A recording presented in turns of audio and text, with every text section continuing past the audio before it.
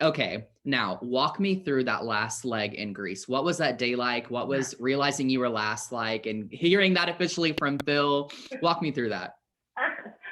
Okay, so I have to be, this is going to sound a little weird, but I'm all about like numbers. And so when I realized that we had, I just had this vibe where I'm like, I don't know, I feel kind of weird. I don't know if I'm being negative or if I'm just being realistic. Like, it was annoying me. I'm like, stop saying that. You're putting it out into the atmosphere, and we don't need no negativity. Yeah, I wasn't being negative. I was just honestly speaking from what I felt when they were asking me, how do you guys feel? And I just felt like this is our day. Like I don't know, I'm having a weird feeling. So right off the bat, we drove fine. We were with Dusty and Ryan. We got to the Olive Garden. We found the clue quickly. And we let the guys know what to do. We helped out. Like we've been doing throughout the whole season, helping everyone out. And then we got to the vineyard where we had to do you had to do the tamales. Right. And I did that fairly quickly. I was really proud of myself. When I got there, Kim and Raquel were there, and when I left, Raquel was still there in the room. So we kind of made up time. And we were in third place. We were in third place, but this is where everything just went south for us because we got terribly lost. It was very hard for us to follow the directions. And the language barrier was so hard because they couldn't understand us, we couldn't understand them, and even with trying to write it down so they could read it, their alphabet is different, so they couldn't understand, and then we couldn't understand. It's different like when we were in Switzerland or even in London, where we can sometimes use the Spanish that we know to try to use some of the words. Or maybe somebody else. This time around in Greece, it was completely different, and I don't know if it's because we're twins, we look the same, and it could freak people out. But we got a lot of pushback when we were asking for directions. And so we're like, I don't know if this is like a culture. Like I didn't know if we were doing something wrong or we're not disrespectful. We don't know. So I'm like, do we continue to ask guys or is that like frowned upon? But we didn't really see that many women out. So, that became hard. We're like, right, well, I mean, the guys aren't willing to like really talk to us.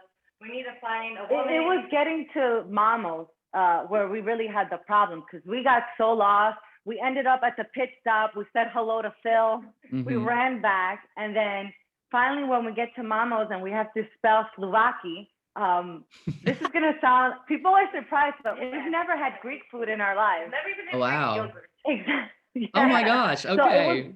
So I know, we eat like 12-year-olds. But it's the truth. We've never had Greek yogurt. We've never had Greek food. So spelling Slovaki for us was kind of hard because we're like, I don't know. So we started running around the beach asking people. Again, language barrier. They weren't understanding what we were trying to tell them. So that took some time. When we finally got the nice lady at the beach to help us, we ran back and we had the Slovaki. I found it to be delicious. You know, she, on the other hand, I don't like raw onions. Again, very picky eater. I eat like I'm a 12-year-old.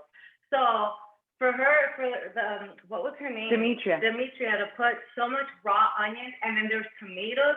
The only tomato I like is like the one that's tomato sauce on my pizza.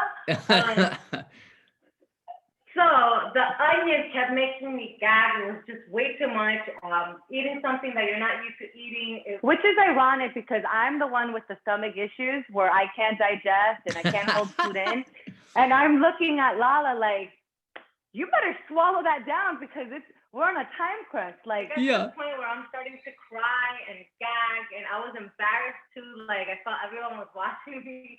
I knew we were trailing behind. So she was having a hard time with it. And so I was trying to like, okay, let me leave her alone. Let me get my twin sister back in her zen. In our hands the entire time, and we didn't realize that it was the wrapping that was the clue. So we go and we thought that we had parked the car or we hadn't done, we didn't understand that the clue was in our hand. Oh yeah, they didn't show that.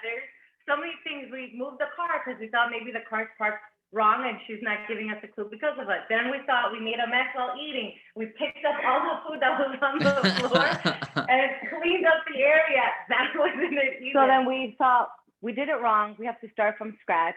Let's have another Slovakia.